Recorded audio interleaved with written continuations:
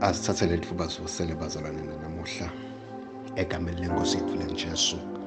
Sibonge uNkulunkulu ngekusipha kuphila, asendele namathuba lamahle kube besingafunza livla uNkulunkulu. Ngicela sigijime sifunze livla uNkulunkulu la encwadini ya Luka chapter number 24. Sifunze lapha ku verse number 13. Sitawube sesiyacuma sesiyawufunza nalapha ku verse number 28.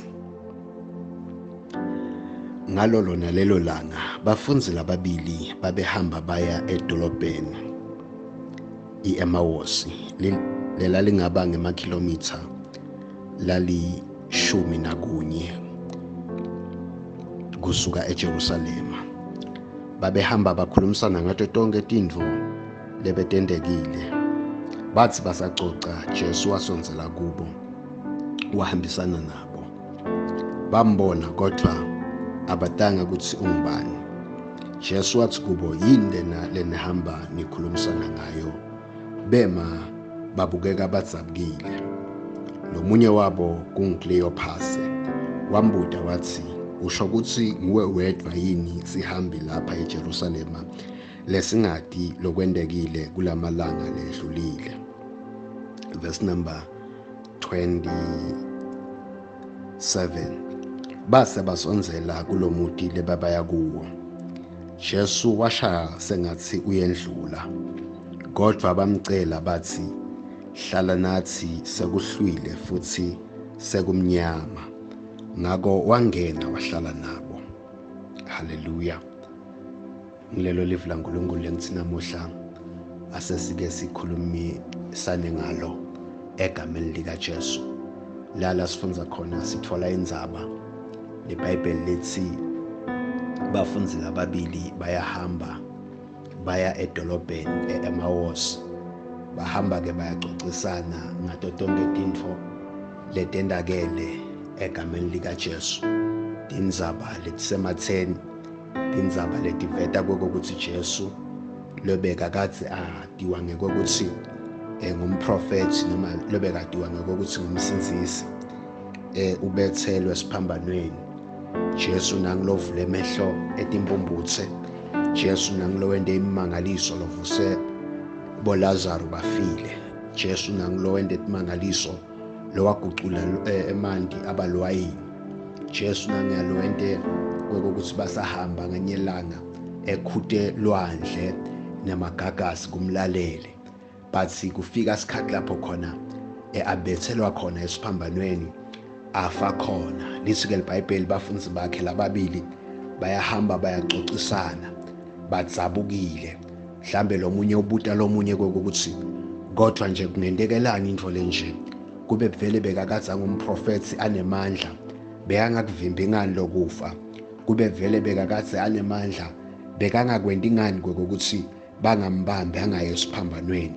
Lithi ke iBhayibheli bebadzabukile ngenxa yokuthi bebamkholelwa Jesu kokuthi ngilone mandla futhi ngilota ukhulula Israyeli egameni likaJesu. Lithi iBhayibheli basahamba bacocisana, Jesu waba approach noma wasonzela kubo egameni likaJesu. Asasonzela kubo wababuta kokuthi bakhulumisana ngani. IBhayibheli lami liyangivetela kokuthi bamdzabukela, bambuka badzabukile. Bathi wena usihambini kulendzawo, awutati yini tintfo letendekile kulendzawo? Nangi lebesimati kokuthi ngumuntu lomkhulu, nangi Jesu lebesimati kokuthi utawusinzisa Israyeli. Bambethele esiphambanweni sengemalanga lamathathu angcwatshiwe futhi sekunento labasitshele yona. Bathi akasekho nasethuneni lakhe egameni likaJesu. LeBhayibheli lithi Jesu wakhondema ekungakholwa kwabo egameni likaJesu, ngoba bebanekukholwa lokuncane, bebede kukholwa lobekungiko egameni likaJesu. Wase uyativeta kokuthi unguye Jesu egameni likaJesu. IBhayibheli ke liyasivetela kokuthi asativetile Jesu kokuthi nguJesu nguye lona lebabambethele esiphambanweni sewuvukile egameni likaJesu. Lithi labafunzi bakhe bese bafika eEmmaus. Mase bafika eEmmaus, IBhayibheli liyasivetela kokuthi washaya kwangathi sewuyeca Jesu kepha kunendvo labayenda bakhala bathi Nkosi hlala nathi ngoba sekuhlwile futhi sekumnyama. Hlala nathi Nkulunkulu, kunemthandazo lo wendiwa ngilabafunzi, kune-plea labayenda labafunzi bacela Jesu kokuthi ahlale nabo ngoba tikhathi timbi. Egameni lika Jesu nathi bazalwane singathandaza, singamcela Nkulunkulu kokuthi ahlale nathi. Mawubuka tikhathi, mawubuka kokuthi ngendlela lokwendeka ngayo kuyakhomba kokuthi uyahwalala emhlabeni, kunebumnyama lobufikako emhlabeni egameni lika Jesu. Kepha singamcela Nkulunkulu kokuthi tikhathi noma singete saba nemandla ekutivimba bomnyama, noma singete sakhona kubivimba kufike kithi, kepha Nkulunkulu singamcela kokuthi ahlale nathi egameni lika Jesu. Silingise Davide nganyelanga lo wakhuluma emagama wathi simakathe usibane sami nensinso yami, pho ngiyawukwesaba bani. Egameni lika Jesu nathi singakhuluma emagama ngesikhathi sebumnyama, ngesikhathi sekudideka, ngesikhathi se-distraction, sithi ngempela simakathe usibane sethu nensinziso yethu. Kude lesingakwesaba, asinawesaba emadimoni, asinamesaba Sathane, asinawesaba iCovid, asinakwesaba kufa ngoba siyati kokuthi yena unemandla, yena ungakithi. Egameni lika Jesu Kristu hlala nathi Nkosi. Egameni lika Jesu sisachubeka sisabuka ifuture, sisabuka impilo. Egameni lika Jesu sithi hlala nathi makunetinto lesingete sakhona kutijikisa, tikhathi letibekwe nguwe Nkulunkulu, tikhathi tebumnyama. Egameni lika Jesu kepha siyati kokuthi singaku-invite wena njengaNkulunkulu kokuthi uhlale nathi nasetikhathini letimatima. Egameni lika Jesu live la Nkulunkulu liyasitshela kokuthi nganyelanga bafunzi baJesu bawela ngesikebhe, bawelela ngesheya. Egameni lika Jesu lithi basahamba kwakunaletinye tikebhe letatihambisana nabo.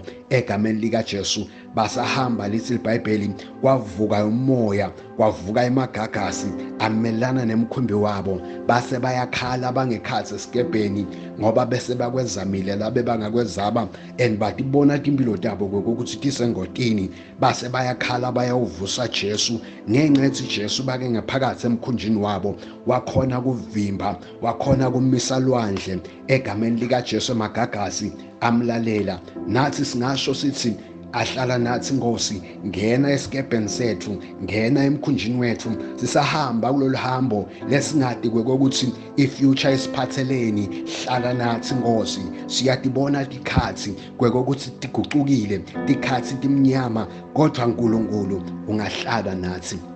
Egameni lika Jesu ngingacela umuntu namuhla kokuthi akahlale naye Nkulunkulu egameni lika Jesu Kristu waseNazaretha. Baba wethu longcwele siyakubonga, wethembekile Baba uyinkosi, wethembekile Baba unemusa. Sibonga Baba live lakho, sibonga Baba wethu longcwele namuhla kukhuluma kwakho ngegama lika Jesu Kristu waseNazaretha. Sithi hlala nathi Nkulunkulu wethu ngoba lishonile ilanga. Hlala nathi Baba wethu longcwele, sisibekele Baba ngegama lika Jesu Kristu waseNazaretha.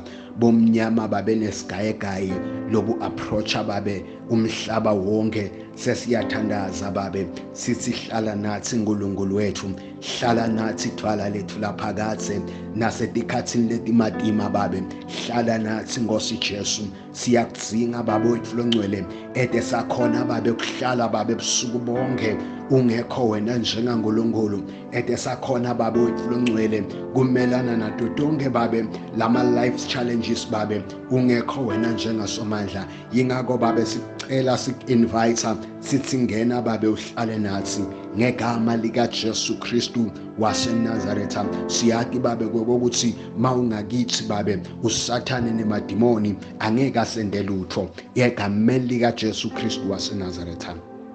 Amen.